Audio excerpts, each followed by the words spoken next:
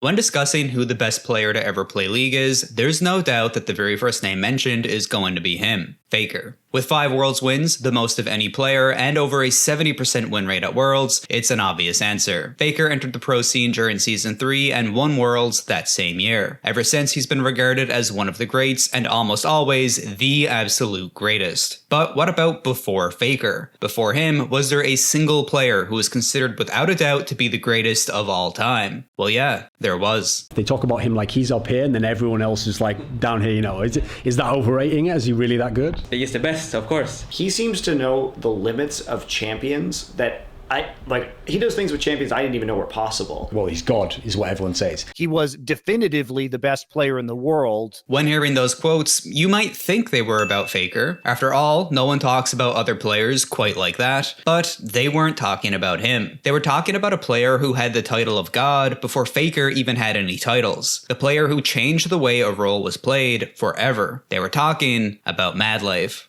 Oh, I asked and Faker delivers into the play. That is synergy. He changed the way support is played. MadLife. Catches Noon. Can he 1v1? And Noon trying to get away. There's the box. Noon leaps up and gets pulled back in. No way! And he's gonna shoot it in a way where they will juke it and they will hit him. If you could put me with MadLife, It has to be MadLife? it has to be MadLife. If I'm having a bad game, let's say I make some mistakes, I could trust MadLife and be like, this guy's going to potentially carry me this game. He wins all the games when he plays Blitzcrank. It's a simple fact. He has the most accurate blitzcrank pulls out of anybody I've ever seen. But he would make these grabs that were impossible. MadLife is just the best player, period. He was also the first support player ever to actually be able to hard carry a team. There is no victory without the blessing of God, and there is no God but MadLife. There was a time when pro players, their coaches, and even the casters knew as an undisputed fact that MadLife was the best player in the world. His impact on the game is still felt to this day. Despite never winning a Worlds tournament, he changed the support role permanently. Once he showed what it was capable of, it was never played the same way again. He demonstrated to the world that not only was support not just a ward bot, and not only could it be impactful, support could even carry. And carry is exactly what MadLife did. This is the story and legacy of the player who solved the support role. The Faker before there was Faker. MadLife. Oh, the bandage barely leaves. The flash does it. It's MadLife. Shen coming in as well.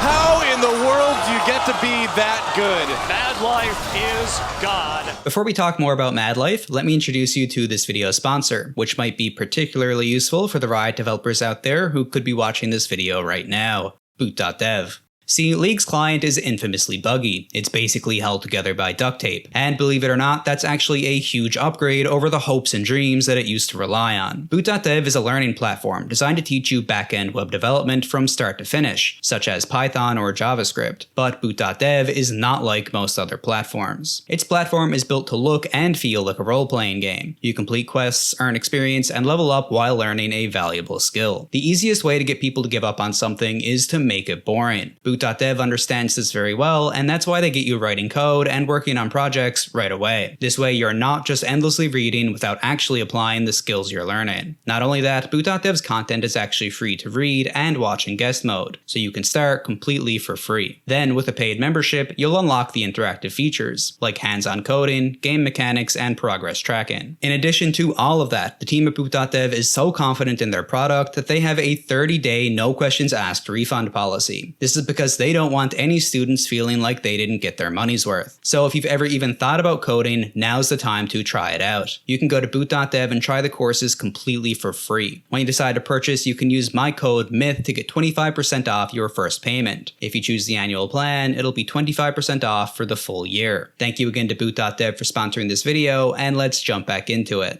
There is no greater honor in League than having something named after you. The NSEC. Q's in, ward's back, kicks in. That is so hard to execute. The Flame Horizon. The Scour Ward. Wow, can I really not get the ward over? There's a ward range on this.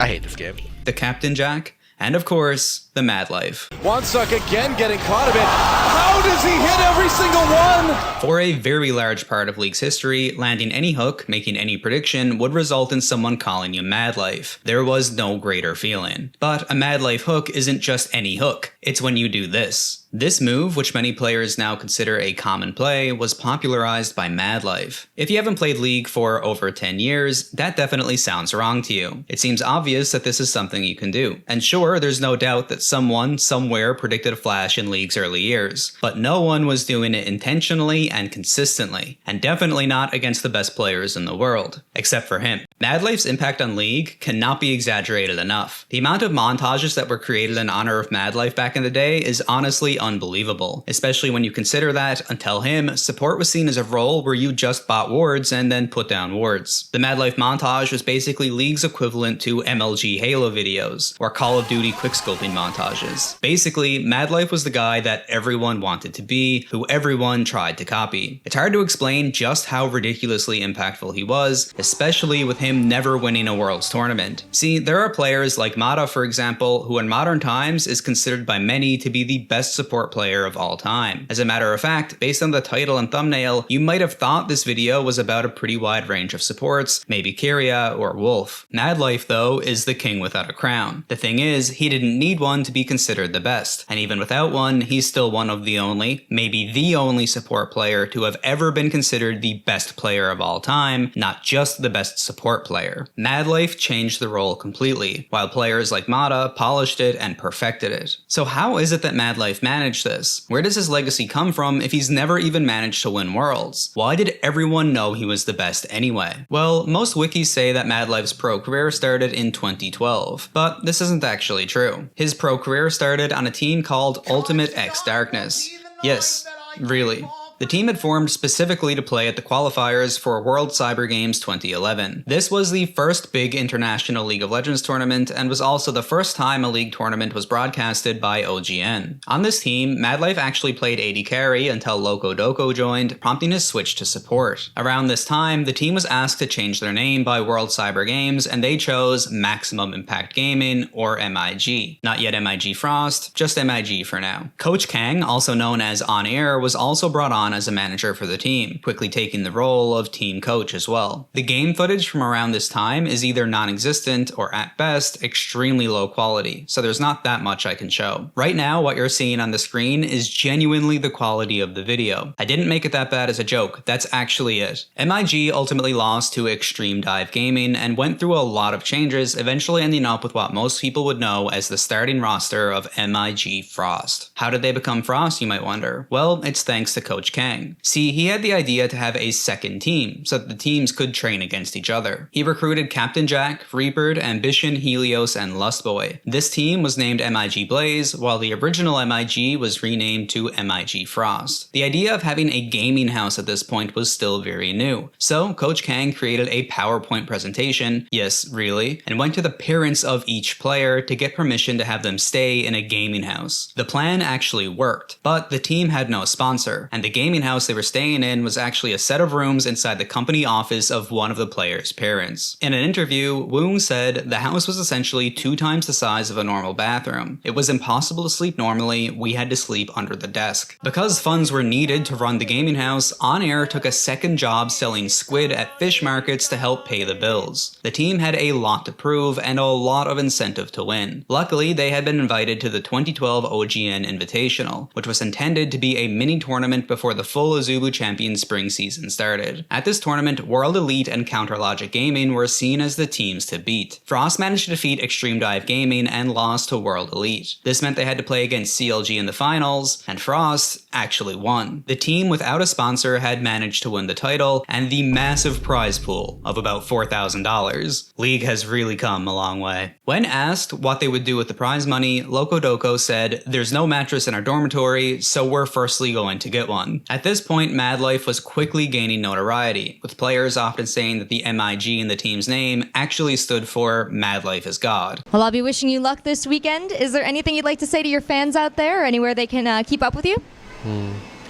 해외 팬들에게는 이제 제가 아직 유명하지 않은데 저를 응원해 주시면 감사하고 고맙겠고. In an interview with Inven in 2012, Cloud Templar said this: "I once thought that support couldn't make a big impact in the game, but after playing with MadLife and then playing with other supports in solo queue, I realized it. If you look at the minimap, there's no fog of war when MadLife is on your team. MadLife helped me realize that supports could carry the game." MadLife was mostly playing the typical supports that you would expect to see, especially Sona. While he eventually became known for playmaking supports, even his Sona was making plays. Even this early in League's lifespan, MadLife was innovating with support picks. A short, blurry video of him showing Lux support in solo queue from 2012 now has almost 1 million views. The next major event for Frost was in March of 2012, when OGN's first major tournament began. Frost and Blaze both played extremely well, and the finals featured the two sister teams against each other. This was an extremely hyped match, especially for 2012. Just look at this trailer, and yes, unfortunately, this is the highest quality I could find.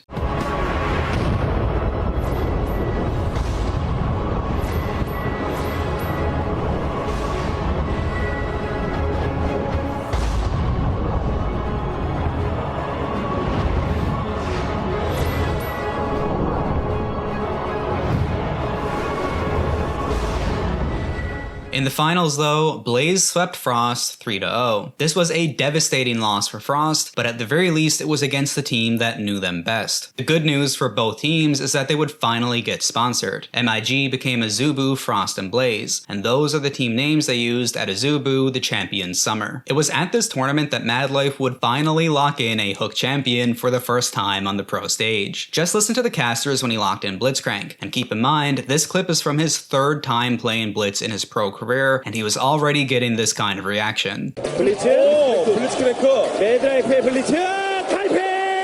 Right from the start, his Blitzcrank was iconic, and he gained the nickname Machine, not only for his Blitz play, but also because he seemed emotionless. MadLife would land the most diabolical, soul-crushing hook anyone has ever seen, the camera would pan to show him, and he'd just be sat there like this. He was so known for his Blitzcrank that he even cosplayed him. That actually is MadLife. I wish I could show full, high-quality gameplay from these specific matches on the screen, but a lot of the old OGN VODs are simply gone, lost to time. It's a sort of League of Legends lost media. Spoilers for an upcoming video. Just know that any footage you see on the screen from before 2014 or so was near impossible to find. Things got grim. At one point, I was watching League VODs from 2012 on Daily Motion that was recorded with fraps. If you squint just right, you can actually make out that there is in fact a game of League being played. During Azubu the Champion Summer in 2012, Azubu Frost dominated. They even managed to beat their sister team, Blaze, 3-2 in a best of 5. And in the finals, they would finally face off against a team that was often considered to be the best in the world. CLG.EU, of course. 그냥 우리 입장에서 보면 정말 최고의 빌런이 온 거죠, 약간. Frost lost the first 2 games and needed to win 3 in a row to turn it around. 이 승부를 프로스트가 뒤집는 건 상상하기 좀 힘든 것 같다. 네, 그런 얘기까지 나왔었어요. 저도 그 얘기에 동의를 했었고요. CLG.EU started with a huge lead in the third game, but made a bad engage, and Frost were able to come back. 아직도 기억나요. 쿨템 형이 중간에 있는데 갑자기 상대 이제 블라디미드랑 이렇게 해가지고 마오카이한테 궁을 쏟아 넣는 거예요. 뭐지? 얘네 갑자기 왜 플레이를 이렇게 하지? 라는 생각이 들면서 이거 잘하면 할만하겠는데? 라는 생각을 했죠. 조금 남아있습니다. 프로겐 살아남았습니다. In Game 4, MadLife's Blitzcrank was front and center.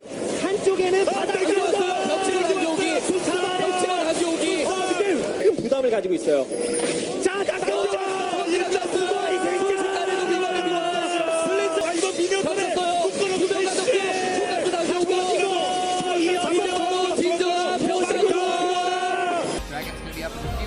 Turns out they can just sit here. Oh, wow. MadLife though. MadLife Shirelius. Oh my god, MadLife is... 얘는 뭔가 일로 갈 것 같다 했는데 딱 진짜 걸려가지고 뿌듯했죠.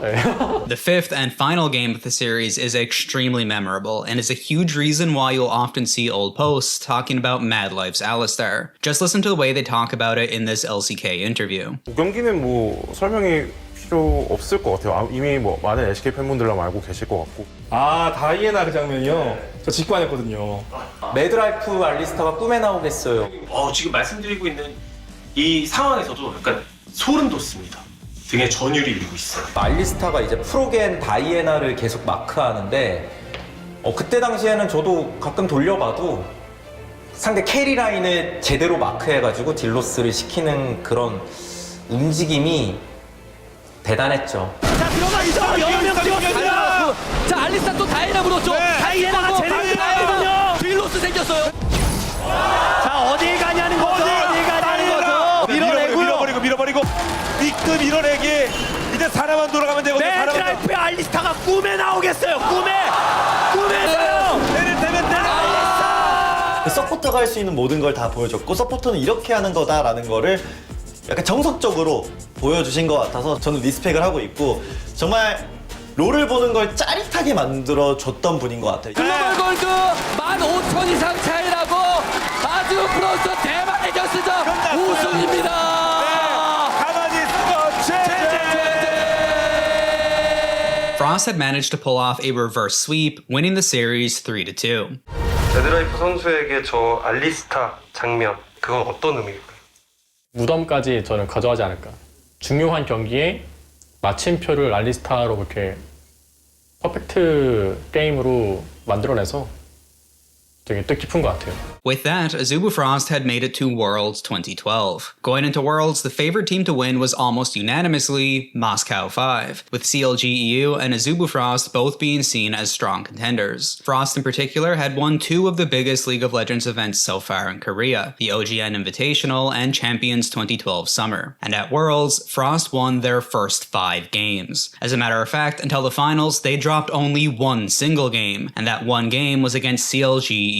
It was during this Worlds tournament, though, that MadLife was met with a cruel and cold reality. League of Legends had 3 bans per team, but only 1 champion with a hook. Let me put it this way. MadLife played 1 game on Blitzcrank at Worlds against TSM. After that match, MadLife was denied Blitzcrank for the rest of the tournament. Before talking about that, though, I do have to mention that this first game against TSM is the very same match that resulted in Azubu Frost as a team being fined $30,000 for cheating. See, for some reason, Riot put enlarged versions of the minimap for each team above each team. This meant that if the players turned their heads, they could actually see the minimap and therefore the locations of everyone on the enemy team. There were actually multiple cases of players being issued warnings for doing this during the tournament, with Azubu Frost being the only team to actually receive a fine. During their match, the game was paused and Woong looked at TSM's minimap. The match was restarted and the players were directed to ensure that they only looked forward. Even after the restart, though, Riot determined that Woong had looked at the minimap again, and also had his team play around the information gained from it. Riot stated that they didn't think it changed the outcome of the match, but it did provide a clear advantage, and that's why the team was fined. It's still a sensitive topic, with some players feeling that disqualification of the team would have been the only fair punishment. But this video is focused on MadLife specifically, so I won't dive any further into it, because it could honestly have its own video anyway. Back to the rest of the tournament. Azubu Frost made it to the grand finals, where, to the surprise of pretty much everybody, they would not be playing against Moscow 5. They were going to play against the underdogs of the tournament, Taipei Assassins. This underdog team had managed to beat Moscow 5. One of the greatest mysteries in League history, though, is why M5 refused to ban Stanley's Nidalee. He's forced to go back into the fight. The portion of it, they know they're going to win. Stanley still giving 0 Fs as he just fights in a 2v1 situation.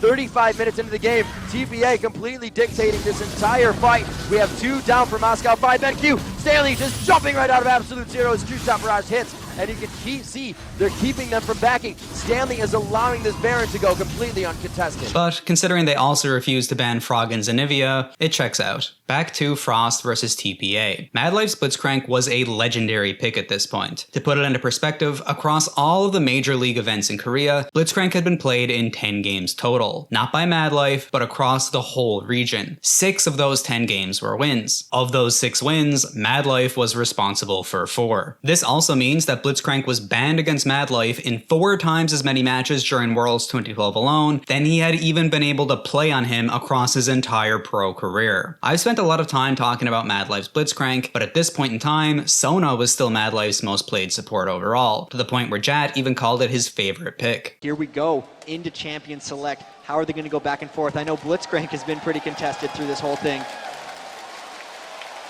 everyone's ready to go. Everyone is ready to go. It has been a big build-up. Let's see what they go with. There is the first ban, Blitzcrank. They're going to lock in the Sona, I'm pretty sure, because they love Sona. It's the #1 support for them. Going into the finals against TPA, MadLife Sona had a 6-win and 2-loss record. So, with Blitzcrank banned, that's what he played. The game started poorly for Frost, being down 5,000 gold in 20 minutes. Taipei Assassins are reacting though. They're going to try to get this Dragon really fast, and BB had to run all the way around, so it looks like they'll get this Dragon uncontested. If they can fight after this, though, TPA would want to. They might try for an engage here.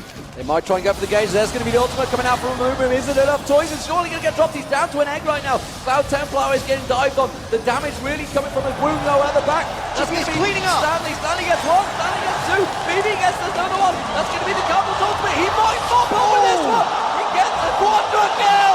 He gets the quadra kill off the back. My word, Stanley he's trying to avoid the damage, but Woong is in there. And could Azubu Frost get a better turnaround than that? Taipei Assassins trying to cover this one out. Are they going to try and steal the blue buff away? Are they going to try and bait someone in? They can see Woong just off the side there with MadLife as well as Shy. Is anyone going to go into it? I expect they get the stun! They get the stun towards Woong. They try and have the damage. The Twisted Advance to leap it through, and Woong goes down. It's actually Mistake that picked up the kill though. Not ideal, but MadLife now getting dived on. BB thinks he can take this one. The crescendo on the turret. MadLife might turn it. He's got him. He's got him back. That's going to be a 1-for-1 down in that lane. Of course, they've got a big amount of stun in there. Axe coming across. Here they come. Oh, they've used it. Shirelli is really going to go down. They're going to catch the ultimate across them. Didn't really hit the right spot though. Crescendo goes across. Cloud Templar's getting dropped very low. Toys is being taken down. Not really the right target. Rapid Star is getting dropped. Rapid Star is down. Has he got his ultimate available? Cloud Templar taken down very low. Here comes the Requiem. It should hit a few. It does hit a few. And Woong and MadLife comes in.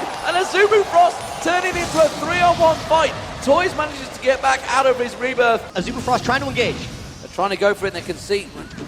They're going to come back. They've dived on towards Stanley. Stanley's the one that wants to take the damage, and immediately he turns into the rest of Azubu Frost. There's the gun to the Sam Molly. Rapid Star taken very low. They're going to use the Zonya's Hourglass straight away. They can't manage to take him down. Cloud Templar will get dropped by Stanley. Immediately turned into Lil Morse takes down Rapid Star. Then Stanley's going to get dropped. The Capsule. Oh, it's a triple kill for Rapid Star. And now Woong and Shy should chase down Lil Morse. And Shy gets the kill. And surely the game for Azubu Frost. We are 28-26. They're going directly for the Nexus turrets. Jat, what an amazing turnaround. Azubu had won the first match of the series, and in the next match, Blitzcrank was banned again. But this time, TPA picked away MadLife Sona. Blitzcrank being banned out by Taipei Assassins once again. Something they did in the first match as well. And I think that is going to be a Sona that they get in to avoid that synergy. Frost lost the second match very quickly, being down 10,000 gold at the 20-minute mark. In the third match, MadLife was once again denied Blitzcrank, and TPA also banned Sona, dedicating 2 bans to MadLife. Even though Sona is MadLife's by far favorite support, he's got plenty of other options. He's got Alistair, he's got Zyra, and support Lux. At 20 minutes, Frost was down 10k gold again, and this time, they surrendered. I'm seeing on the screen, it is a surrender! In the next game, once again, this final match was devastating right from the start for Azubu. So much noise coming up from these crowds. There is a ward on the red, and they're going to be walking over that one. So here we can see the ward being gone down on the red. Azubu Frost going to sneak around. Taipei Assassins sneaking around. Now we see them all in that brush, but they were seen by the ward, so everyone on TPA knows that they're there. They could very well get 5-man engaged on. The Oriana ball will go into scout before anyone follows up. It's just a matter of if they try to fight off the back of it. Are they going to back off? Are they going to go for it? Are they going to cancel it? Shy is going. MadLife going. We're seeing them coming round. Rapid Star's been spotted. He's going to get a light binding. Just about got the light binding down, and Stanley does try to get the taunt on him, but he's forced away, and I'll tell you what, MadLife is completely out of position. MadLife's going to go down. There's no way in hell he's ever going to escape this one. The kill's being given to Toys, and that is first for 2 minutes gone. The only mistake here could be if Shy gets too much farm in the bottom. There's a Woong's got caught. Woong's got caught. The exhaust goes down. He's going to catch on, and he does manage to get the kill, and that goes to BB. Could you give worse kills to Taipei Assassins? Toys and BB already 1-0 up. Just 2 minutes gone in this game. Lil Balls is all over the blue buff. and now they're just getting another buff steal. They've stolen so many blues in this tournament. They've also stolen so many reds, and this is just the best start TPA could hope for. Super minions coming in. They are on the final Nexus turret poke, and Shy is getting dropped already. BB ultimate, 3-shot barrage going across there. Then that's going to be Cloud Templar ultimate across, but he didn't even manage to catch on to a Stanley. There's the Lulu ultimate, but it's not enough. There is no damage coming out from Azubu Frost. Sci-Fi has nothing to do now. The shockwave pulls in Cloud Templar. BB picks up a kill on Chase there. Shy goes down. MadLife getting stripped. Oriana picks up another kill.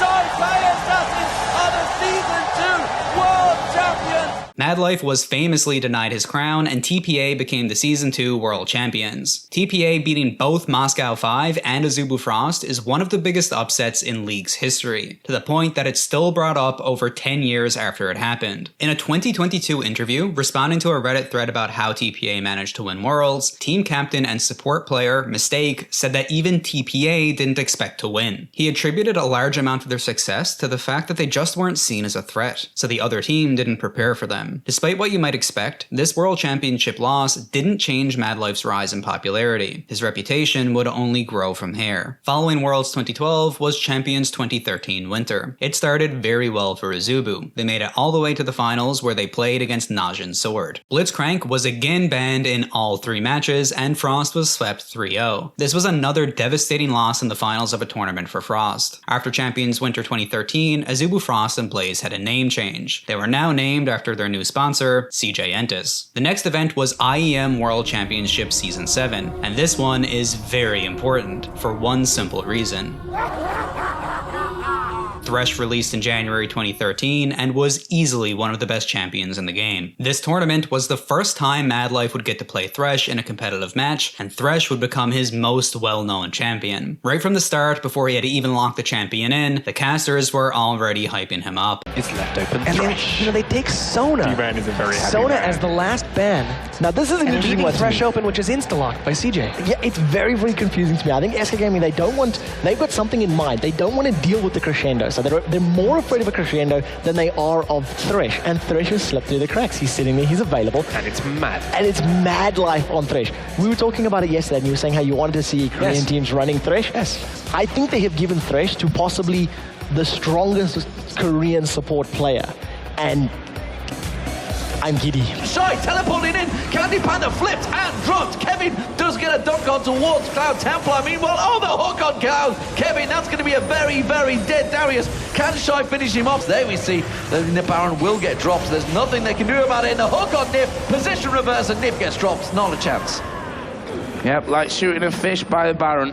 And easy to do that one. And it's looking like Kevin might get caught out here. Here comes MadLife. Hook goes in. The charm goes down. Slam dunk. Kevin, you are absolutely destroyed. The very next game against the Nexus, Thresh was left open again. Templar sitting on Thresh. So he's waiting around trying to go for this blue yet again, and he actually might get trapped as MadLife's coming around from behind him. And Templar, they actually might pincher him. Yeah, here we go. This could be bad news. Is the hook going to land onto him? Overpower taking a decent bit of damage here. And they're just auto-attacking him for now. They're going to wait for the hook. There is the hook coming out of MadLife. What a play. He waited so patiently for that one to happen. I wonder if we're going to see that switch over once again. Oh, Silver actually gets caught in the mid lane.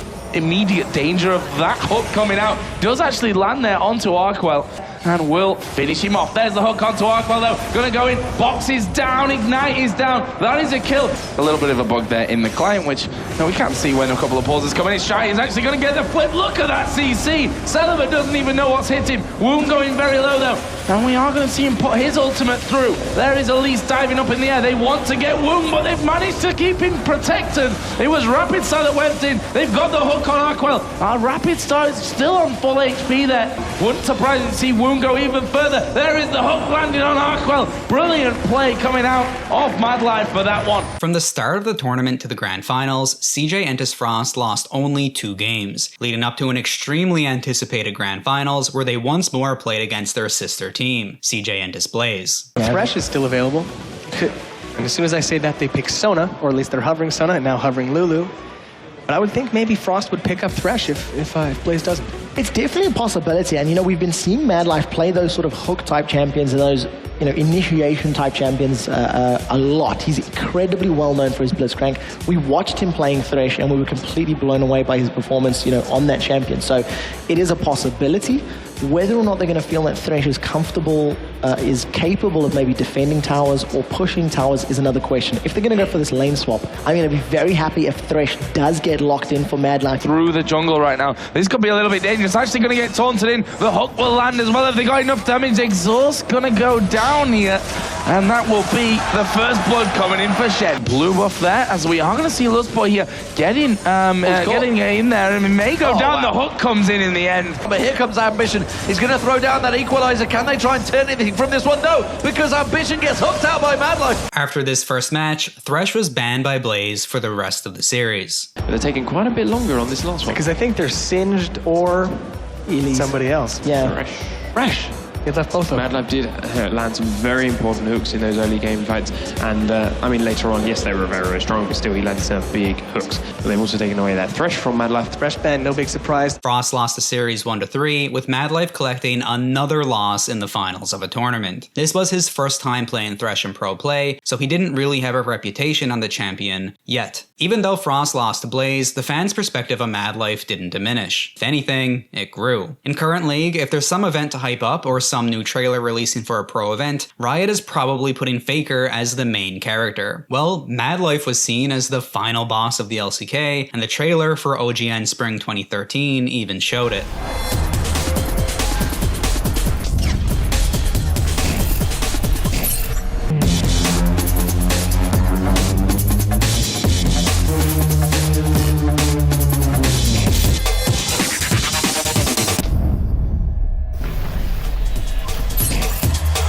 To put into perspective just how popular MadLife had grown, it was at this time that Riot announced their first All-Star event in Shanghai. It was ridiculously hyped, and was taken way more seriously by the players than the All-Star events of later years. This event had 5 teams from around the world, 1 team for each region, and the winning region would get an extra spot at Worlds. The best part was that the teams were decided through a public vote, with League fans deciding who the representatives were for each role in each region. Looking at the teams from back then is really nostalgic and shows how different League used to be. My name is Marcus Darius Hill. I've been chosen by the people to be the top laner. I play for North America in the All-Star match. I'm playing support for the NA All-Star team. I got picked up as a jungler for All-Stars. I'm also playing on the All-Star team. I have 55% of the mid lane vote. I feel like I could even run for presidency, maybe get more votes in the Green Party at this point. My dad started a campaign, Vote for Darius, and my fans went crazy. I've always respected these players. I've always wanted to play with a TSM member or a DIG member, just see what it's like. I assume that it'll probably be Sane and Scar making the shot calls. Each person has a role in their team, and I guess the only people you call shot callers in the team are me or Scar out. If you didn't play League back in 2013, the Korean team is going to be very different than you might expect. Obviously, Faker was mid lane, right? It was his debut season after all, and it was a vote by fans. Well, this was a time before Faker had any prestige. He had no titles and little experience. Even though everyone knew Faker was going to be special, Ambition from CJ Entis Blaze was seen as a much more experienced player. 투표로 진행한다 그래서 자신감이 있었고요. 제가 아니면 또 누굴 뽑겠어요. You won't be surprised to hear that MadLife was the support for the Korean team. But that's not all. MadLife received 80% of votes, the highest percentage of votes across all players in all roles across all regions, and it wasn't remotely close. 서포터로도 캐리어 될 수 있다. 앞으로 이 매드라이프가 계속 심어드리도록 하겠습니다. They haven't picked their support yet, and even though MadLife doesn't play a huge amount of Janna just beats Udyr. That's just one of the worst possible things you can play against. We'll see if they decide to go with something crazy. Lulu's not that great either. Yeah. Against Udyr. Lulu's great. Against Udyr. With the slow. With the glitter lance is what we're talking about. However, MadLife is going to say, you know what, Udyr, you come running at me, I'm just going to pull you straight in there and destroy you. He is going to be picking up that Blitzcrank, what he's really became famous for, I guess we could say in there. Obviously that really extends past Blitzcrank at this point. Set Insect back just a little bit there. Alex, the damage coming in here on towards MadLife. Oh, one of them pulls him in there, he's exhausted. The heal comes up and Lee's hit comes in from the side. They should be able to get this turret. I mean, your going to have to fight at some point, but there's no way it's going to work out well. Making their way down to the side lanes. Oh, fight on Double Lift. Double Lift has to cleanse right away. The attack from MadLife. Oh, they blast in for the shot. It's one more. MadLife picks up first blood. Absolutely beautiful play by MadLife, proving himself the all-star. If Jungle Pressure does start, Ambition gets away easily. Scar does not. Oh, Double Lift doesn't have to cleanse from the last fight, and a very easy kill. He didn't have a support there and playing way too aggressive. And they take him down before he can get out. Also forced from the blast of Expenso, capitalizing on kill number 2. MadLife flashed with that one. That was amazing. But it's still hitting the entire enemy team. Oh, there's a flash! The execution goes in! They are gonna try to get on St. Vicious, and they do take him down! Dyrus hopefully not watching these guys dance around in middle, because he is just on the other side! From the red buff, Dyrus gets locked up, and it comes down first blood for Ambition! Sure enough, everyone showed, got the kill. There's the flash hook, one more after the other. It's MadLife this time. The box goes down. They're trying to put him right under here. St. Vicious still right next to the side. The play's been used, so MadLife there again for the Lantern assist to come in. Prey picking himself up, a kill of the game. Korea crushed every region at the tournament and won 6-0. This also meant that Korea would have an extra spot at World Season 3 later that year. Before moving on though, if you're a newer player, you might have noticed something a little off in those clips. Back in 2013, you could flash while in the windup of Thresh hook, and it's very likely that MadLife's showcase of this at All-Stars 2013 is the entire reason why it was removed from the game. See, All-Stars finished on May 26th, and just over 2 weeks later, on June 13th, it was patched out of the game. After losing to Blaze in the finals of IEM, longtime ADC of the team, Woong, left the team. But throughout Champions 2013 summer, MadLife was feared. When you watch games from back then, it's very common to see teams ban both Thresh and Blitzcrank when playing against Frost, just to keep them away from MadLife. And that is exactly what KT Bullets did. Double MadLife bans, 3-0 sweeping Frost. Then in the third place match, Frost would face off against MVP Ozone. And this happened to be the rookie season of their support player, who, as it would turn out, had a very bright future ahead, Mata. He has exceptional map control in terms of his vision warding as well. And the only other support in the world that can ward the map as efficiently as MadLife is now Mata, maybe, from MVP Ozone. And also the MVP of the World Championship Finals of 2014, it's going to be Mata.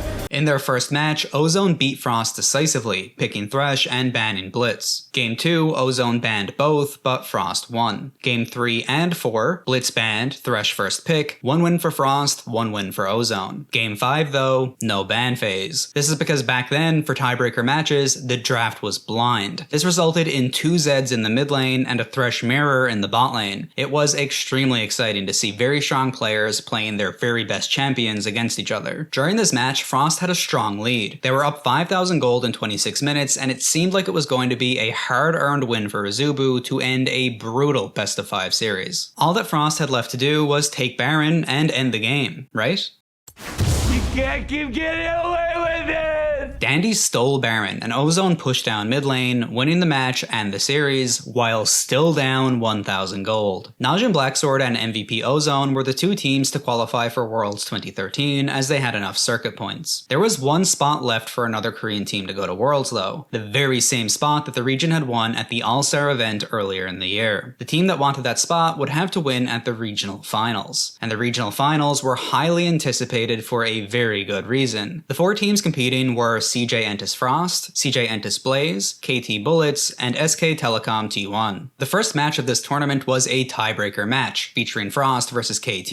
I want to take a moment here to say, in this video, I have mentioned many times how often MadLife was banned out. Unfortunately, as I mentioned before, the VODs for a lot of these incredibly iconic, hugely hyped old games are completely gone. This means that until now, I haven't really been able to show you too many clips of just how bad this got. But luckily, the VODs are available for these matches. I also wanted to mention that there are large parts of the commentary that I can't include here because they were actually playing My Chemical Romance as the background music for most of the event. Frost being shown on screen while I'm Not Okay plays louder than the commentators are speaking is a little surreal. I respect it, they're real for it, but it does also mean that I can't include some parts due to copyright issues. That said, just listen to the casters talk about the MadLife situation in this clip. This is the first match of the first series of the 2013 regional finals. It is mind-blowing, Noah, to think that out of MadLife, Faker, in second flame, we will only see one of these players It's at pretty Worlds. shocking, actually, isn't it? Yeah, I mean, that just shows you how competitive Korea is. Picks and bans for game number 1, the tiebreaker match here for the LoL Season 3 World Championship Korea Finals. KT Bullets versus CJ Frost, and there right away, those 2 support bans. No shock. No, no shock at all. And this is MadLife. the KT Bullet strategy, and they take out Zyra too. So I love that. I love that people are just hitting CJ Frost where it hurts. Look at MadLife. You saw Zyra get banned off. He kind of beside of it, yeah. Oh, they're going to take Lee Sin. Lee Sin is actually up. They took out Gragas, remember, in the finals. You know, Kakao's good on Lee Sin, but I'd be a little bit surprised because Cloud Templar is not a Lee Sin player. So they're going to lock it in. All right, so they're going to offer MadLife Sona. Sona, I fully expected the KT Bullets to pick up Sona. The strategy was to use all 3 bans on MadLife, and then also use first pick to deny a 4th support champion. The casters were even surprised to see that they let MadLife have Sona, and even then, it was only because Lee Sin was left on the table. You take care of MadLife in the picks and bans, and then you take care of Cloud Templar in-game. And not only that, but it also reveals a lot of the problems with CJ Frost. Oh, totally, yeah. In terms of their mid laner as well. KT's strategy of focusing everything on MadLife worked, and they won the first match. In the second, they used the same strategy again. The KT Bullets will mirror their triple support ban. I'm sure Blitz and Thresh will be off the table. Yeah, but at Frost, minimum. Will they go ahead and take that first pick support? That will leave up some pretty important champions for the KT Bullets if they decide to do that. Right away, there we see the Thresh and Blitzcrank bans. They still did leave Sona open for MadLife if he wants it, and it's still a good champion, but it's not like a carry support. It's not a big playmaking support. Yeah, you've got Flash Crescendo, but that's a relatively small amount of time you can do that compared to Rocket Grab or Death Sentence. Exactly. Right? The cooldown's so long on that on that combination of abilities. Not reliable, even though MadLife is a fantastic Sona player. 31 minutes into the game, the teams were exactly even, but get the style points for the dunk anyway. And Mava, yeah, you're an Ari Magnet. CJ Frost gonna try to go for this Baron here. No vision right now for the KT Bullets. In fact, Ryu going back right now. They have no idea that this is happening. I think they may have a bit of a suspicion, but nobody going to check, and there it is, a Baron. They're going to take this turn so fast, dog. Yeah, they are, but ganked by Mom, he's ready. KT needs to be careful. A 3-man Cataclysm. Score gets out, though. Valkyrie over the wall. Bafa doesn't get a chance to use his ultimate, dies too quickly. Oh, nice 3-man Shockwave. Sets up a kill for Kakao. Score in the backline doing lots of damage. Space doing a bit himself. Someday needs to run away. Shy all over them. A double kill for Space and an ace. We've got ourselves a tie, and we are going to the blind pick game 3. Frost 7-1 in blind pick. You heard the casters right. Of the 8 times Frost was in a blind pick tiebreaker, they won 7 of them. And you already know why. If teams couldn't dedicate up to 3 bans, and sometimes a first pick on top of that just to stop MadLife, he would probably carry the game from the support role. In case you're curious or having doubts, MadLife was the only support player generating this type of attention. Blitzcrank was banned in 5 games at the finals. That's because MadLife played 5 games at the finals. For context, these matches were being played in September of 2013. MadLife's last pro game on Blitzcrank was in May. Before that was January. At this point in his career, he had played Blitzcrank for only 12 pro matches in total. Not that season, but in his career. I want to stress, this wasn't a support issue. Blitzcrank was not a problem. MadLife was. For Champions 2013 summer, Blitz was only banned 7 times in total, across all 80 games. And every single time he was banned, it was against MadLife. And as for his Thresh, of MadLife's first 11 matches on him, he won 10. So far, since Thresh's release, MadLife had played him 18 times. He won 13 of those games, and of the 5 he lost, 3 were against their sister team. And MadLife was about to make that record even better. Picks, and only picks, for our 3rd and final game of the night. It's another game, WTF 2 Zeds, WETF 2 Sheds. That's right, and if Zed pops all shadows, it's like 8 ninjas total. That's right, so many ninjas. I know. Gaggle of ninjas. To just output substantially more damage. Someday gets a little bit caught here in the mid lane, though. 1v4 here. He needs to get away. Can he do it? There's a flash hook. Gets flashed as well, though. Barely out of range. Oh, man. That is what's so terrifying about MadLife, because you saw how exactly on point that hook was. Someday coming up right now, it's going to be 1v3. He needs to be very careful. MadLife is there for the hook. Where is it? It's so close. Waiting for that opportunity through the minions. Waiting for Someday to push a little bit farther up. The turret is still there. Oh, man. They know where Zed is.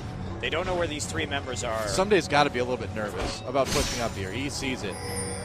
Space has that red buff. There's the hook. They come in onto Someday. Everything. The fear tether as well. Space poking away with that red buff. Someday trying to taunt, but the exhaust is down. Someday, well, today is the death for him. Not going to be someday. Get it? Because it's today. You really have to admire MadLife's patience in that situation, waiting for the absolute perfect hook. Let's take a look at that replay of this gank, this very patient gank from CJ. Just MadLife with Thresh. Perfect This is range. why we saw those bans. You must always believe that MadLife is God. Split pushing himself. Ryu has to go back, and this is going to be a lost turret. Yep. Indeed. Oh, wow. They catch Sunday with that death sentence. Goodbye. We are on patch 3.10a tonight, guys, Right. of course, as you're seeing right now. So that's the reason. Oh, that's a big reason. Plays like that are why we always see Thresh banned against MadLife right now. There's a surrender. GG, and CJ Frost wins the tiebreaker and wins himself that second rank in the gauntlet. This win against KT meant that Frost would be playing against either Blaze or KT again in the semifinals, with the winning team of that match playing against SKT-T1 to determine who was going to Worlds. At this point in MadLife's career, there was some criticism about Frost as a team. The general idea was that MadLife was being held back. And in 2012 and 2013, League was starting to explode in popularity. New talent was showing up, and the scene as a whole was rapidly improving. If Frost was ever going to have another shot at winning Worlds, this would surely be it. Many players felt that what determined if Frost was going to win their matches or not was if MadLife could carry it. He was the only support with this kind of pressure on him, with the expectation to carry. And the thing about MadLife was, he actually could carry. But KT wasn't going to give him the chance. Fiddlestick's going down immediately. Now, I assume we're going to see the Thresh and Blitzcrank bans. These were the bans that KT Bullets innovated against Frost in the semifinals to prevent MadLife from carrying. Now, if this goes to a Game 5 tonight, and MadLife can get his hands on one of those really powerful, pick-oriented playmaking supports, we may see a Frost victory. I think Game 5 is very dangerous for the Bullets. To put into perspective how ridiculous it got in the next match, KT actually left Zed and Thresh up in the ban phase. This was Season 3, and Zed was seen as extremely strong at this point. He was 100% picker ban for the tournament. The reason KT left Zed unbanned was specifically so that Frost would feel obligated to first pick it instead of Thresh. This way, KT would be able to pick Thresh, denying 4 champions from MadLife, despite them not even being first pick. MadLife's Thresh was seen as a bigger issue by KT than Zed was going to be when played by either of Frost's laners. Is that final ban going to be Thresh?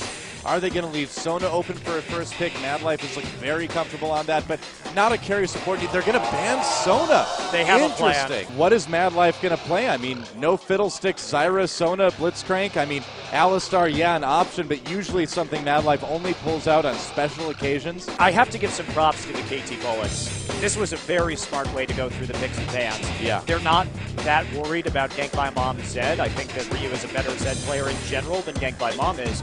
But by taking away that Thresh, they got basically another free support takeaway from MadLife right here.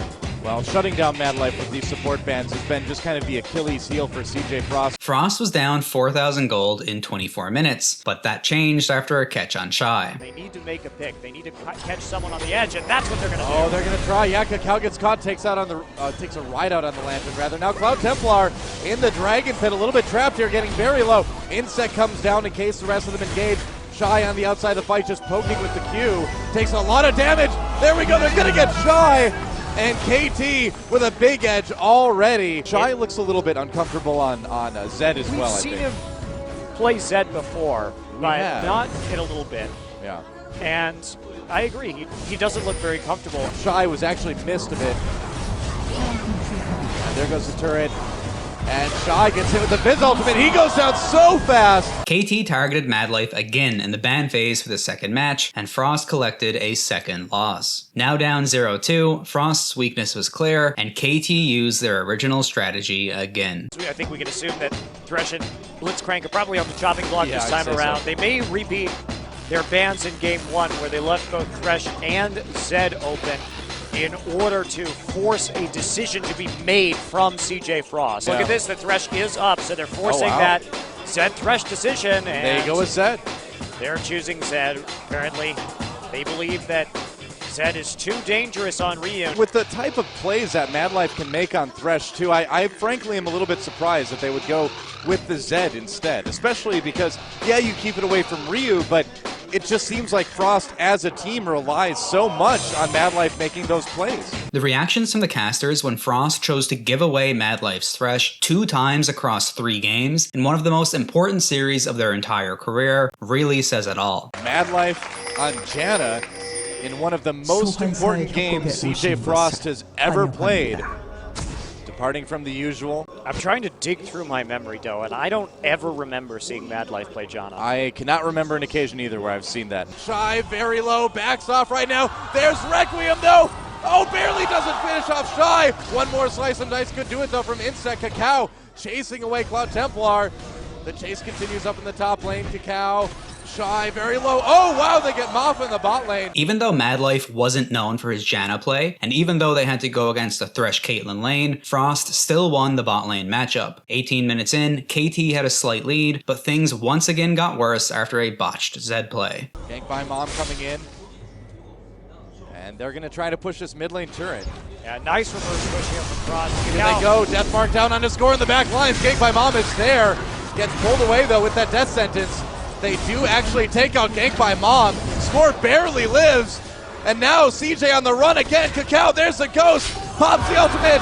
Goodbye, Shy. Shy just stepped in a turret right there. Should have seen that one coming. That play lost Frost the turret, and shortly after, this happened. Just out of sync enough to cause these problems. He also helped in the play calls. Oh, absolutely. There's Deathmark on the Insect. They're going to wrap him up. Paranoia coming across the top 2. KT has to respond to Arrow, preventing Kakao from getting in. Insect just so tanky, though.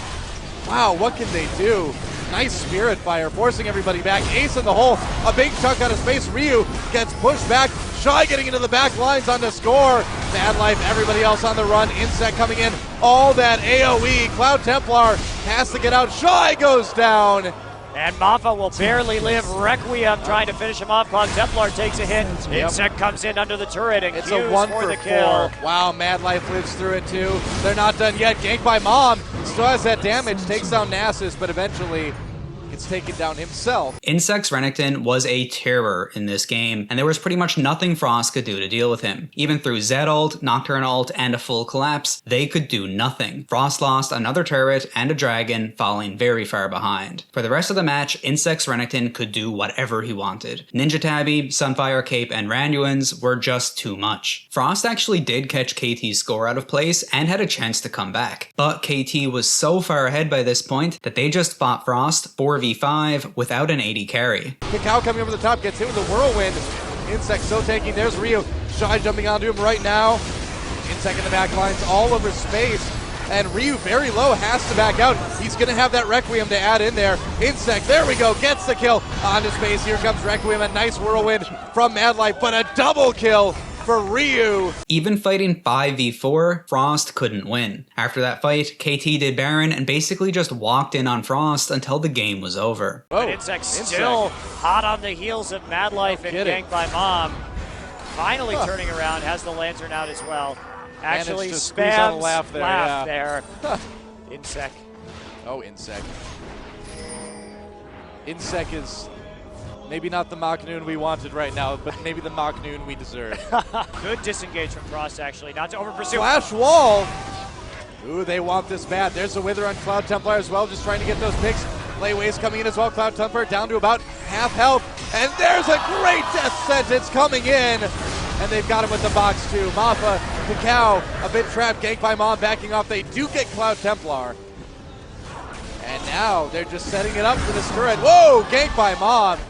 Huge ace in the hole there. And Insect just runs through the base. Oh, hi. Trying to make as aggressive a play as possible. He knows he's probably not going to go down right here. Gets right onto space. Exactly, in space. Can he even get to the turret in time?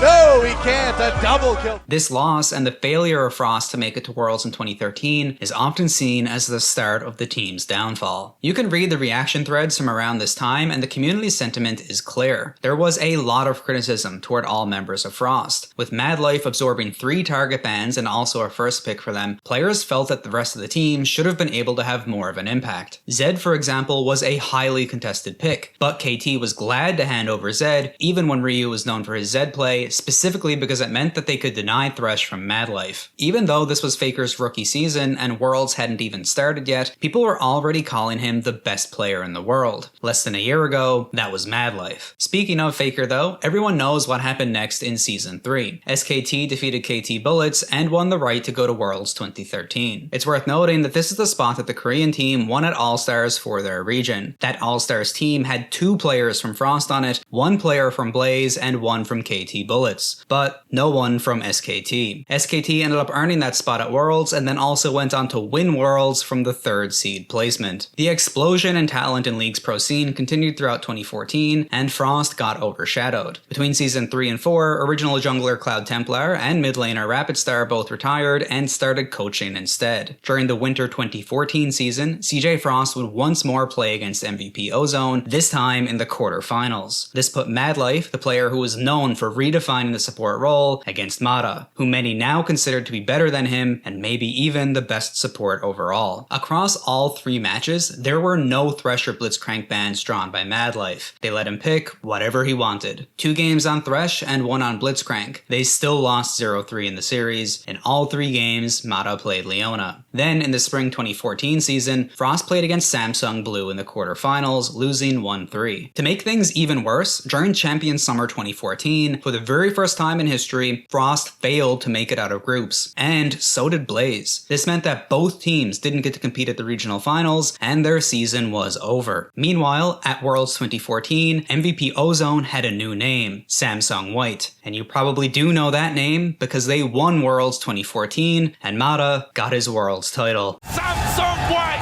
are the 2014 World Champions!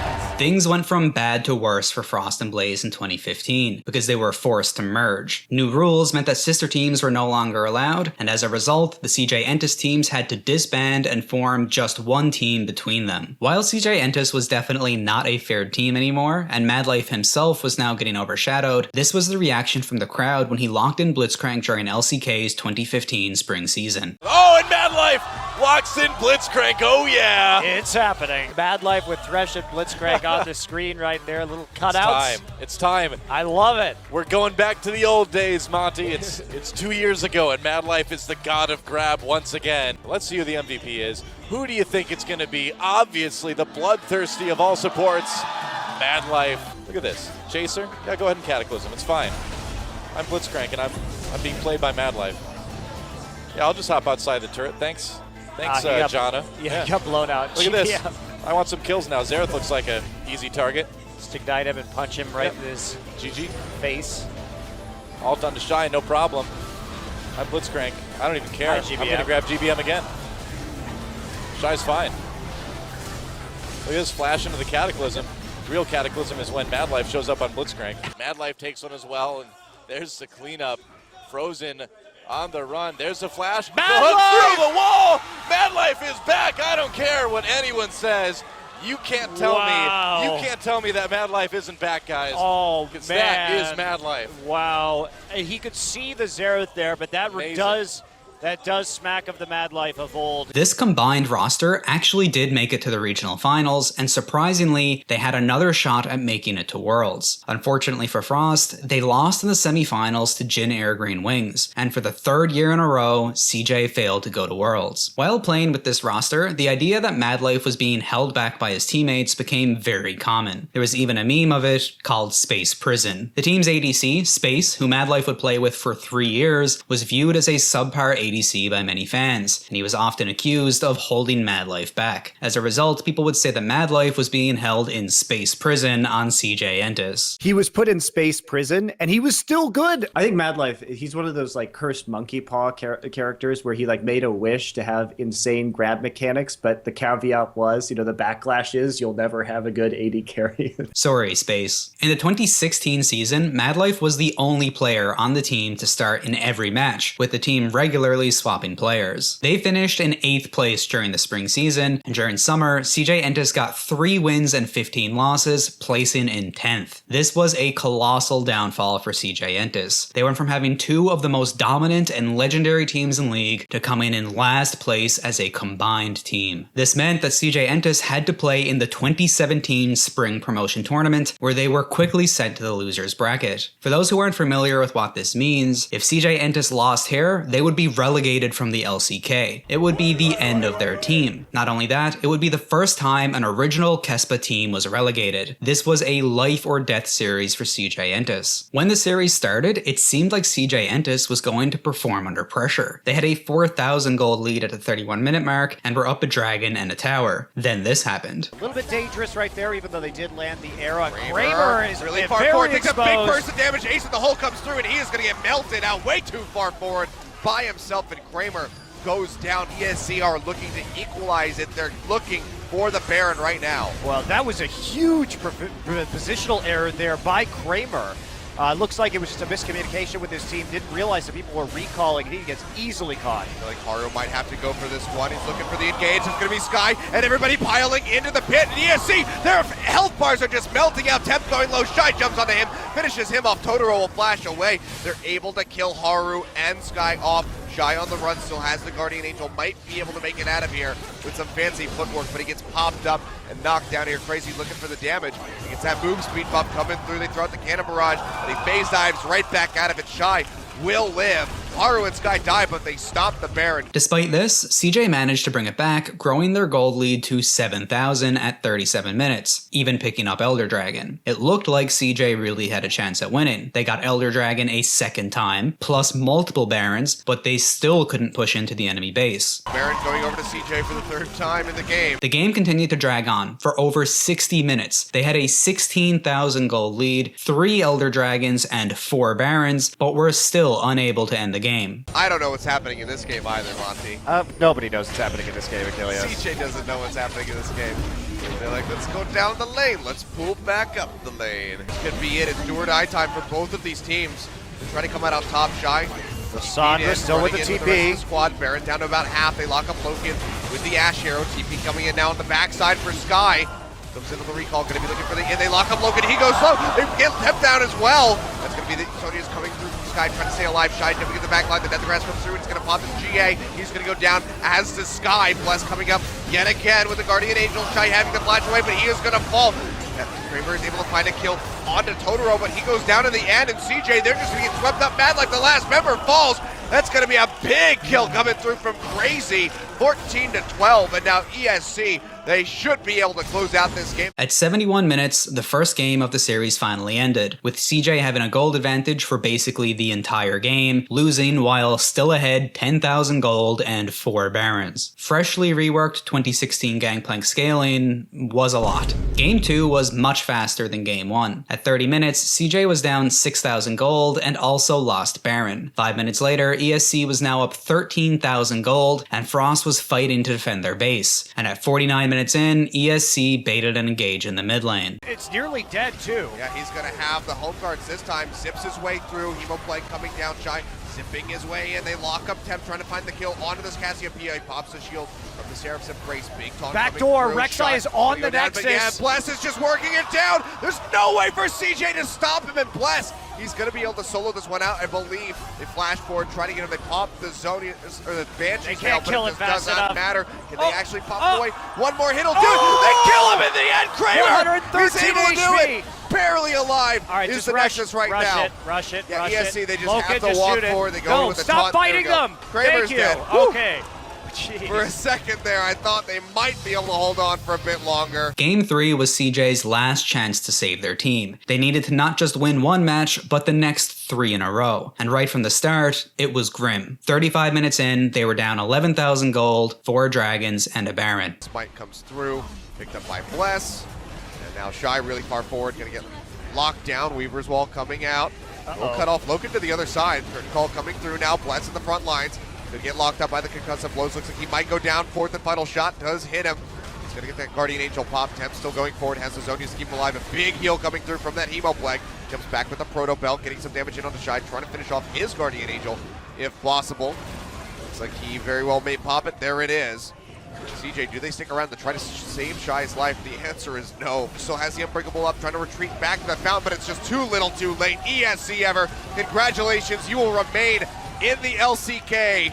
And it's the end of an era. This was the first time that an original Kespa team was relegated. In the aftermath, CJ Entus announced that they were disbanding and released all players from their contracts. MadLife is the only player to play with the team since the very beginning, all the way to the end of the road. From his very first matches as an ADC player when they were called Ultimate X Darkness, through the MIG, Azubu, and CJ Entus eras. MadLife's loyalty to his team is often seen as a big reason why he was never able to win Worlds, or at least have a better chance after 2012, especially with him being banned out by other teams so often. If MadLife had been willing to move teams, especially early in his career, it's likely any team would have taken him. You might think that this was the end of MadLife's story, but not quite yet. He had one more season left in him, this time in North America. MadLife decided to join Gold Coin United, a Challenger Series team, hoping to win in the minor leagues and make it to the LCS by winning a promotion tournament. And during the spring season, Gold Coin United tied for second place with Tempo Storm, winning in the tiebreaker. Not only that, they beat the first place team, E United, in the playoff finals, meaning they were going to the promotion tournament with the best possible seed. The promotion started well, with Gold Coin winning their first series. This put them one single win away from entering the NALCS. However, the ending of MadLife's pro career is a tragedy. Despite the best possible seed, they lost back-to-back series, 3 wins, 2 losses against Team Liquid and Envious, sending them back to the Challenger Series. During the summer season, they once more placed in second and qualified for promotion again. After almost pulling off a reverse sweep, they lost to Phoenix 1, and then unfortunately also got swept in the losers bracket. Having failed at promotions twice in a row, the team disbanded, and MadLife decided to head back to Korea. His intent was to try with another team, but he announced he was taking a break to focus on streaming while he considered his options. During this break though, on June 19th, 2018, MadLife announced his retirement. Not only did MadLife never win Worlds, after 2012, he never even qualified for Worlds. But he didn't need to. MadLife is the king without a crown, the faker before faker, and the player who changed the support role forever. Before him, support was just a ward bot. It was a passive role. It wasn't a carry. MadLife changed that. He paved the way for all the support players that came after. You don't have to listen to me, just listen to this support player who actually has won Worlds 2 years in a row. 어렸을 때 이제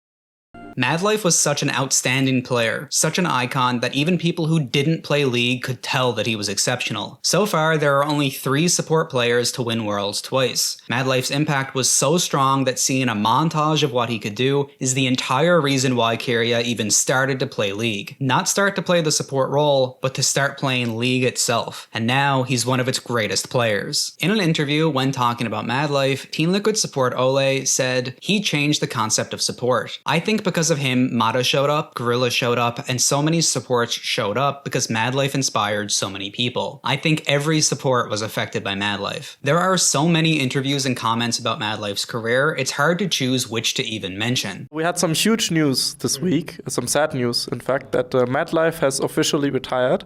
We talked in last split, and you mentioned that MadLife was one of your role models in a way. Was it a sad news to hear that? Every support players are getting inspired by MadLife, obviously. He made that meta. He just made support carry meta. Like he made support looks brighter. So It was pretty sad, yeah. The peak of his career is often considered to be around 2012 or 2013, and for very good reason. Look at these stats. He had over an 80% win rate on Blitzcrank, almost 75% on Thresh, and his most played champion Sona had a 64% win rate. The numbers are impressive, but just consider that by the end of 2016, Blitz had only won 18 games in the LCK's history. MadLife was responsible for 9 of them, and only 2 of the losses. This means that the LCK combined had a collective 9 wins and 21 losses on Blitzcrank. That's a 30% win rate to MadLife's 82. Despite MadLife's legacy, and despite what an icon he became, he was a very humble player. When you look at interviews talking about him, people always have positive things to say, that he was respectful and he was a team player. In threads about what player had the most wasted potential, MadLife's name always comes up. People always ask what would have happened if MadLife was on Blaze instead, and if he had a team that was able to capitalize on his strength. But MadLife never blamed anyone but himself. Even though everyone said he was the greatest, even though it would be so easy to just shrug off the blame, he did the opposite. When he announced his retirement, he was interviewed by Inven and was asked why he decided to retire. MadLife said, "After failing twice in a row at play-ins last year, I had many thoughts, like, you're falling here again?" He went on to say that while preparing for the summer split, he lost a lot of confidence. Then he apologized to his fans because he promised he would come back, but wasn't able to keep that promise. When asked about the team's decline in performance once they changed to CJ after Azubu, he said, "I was really sorry for that." He elaborated, saying that he could have listened to the coaches more carefully. He said that he was hard to control, later saying that he tried harder than ever, but he was worn out, and as the seasons piled up, he suffered from the pressure. MadLife also said that because he was the oldest player on the team, and that players felt his name had value, they showed him a lot of respect. They felt that they couldn't speak up to him to give him feedback on his mistakes, and it made it more difficult for him to continue to improve as a player. At the end of the interview, MadLife was asked if he had any last words for his league career, and this is what he had to say. "A lot of people remember me as a player that revolutionized the support role. I'm very happy and satisfied that I'll be remembered as that player. Even until very recently, a lot of fans sent me fan letters, saying things like, 'I've been your fan for many years. I've become a support main because of you. And I started to play Blitzcrank thanks to you. I've been getting flamed because of it.'" He went on to say, "Seeing my fans like that really fills me up with happiness. I was the player that changed the image of the support role back in the day, so please remember as such. Thank you so much for having cheered for me when I was a player, but please remember that this isn't the end. I'll still be alive, you know. So please look forward to what kind of path Min Shi-hong will walk in the future. I'll show myself from time to time through streaming and guest commentating, so please continue to cheer for me. I'll see you all again from a different position."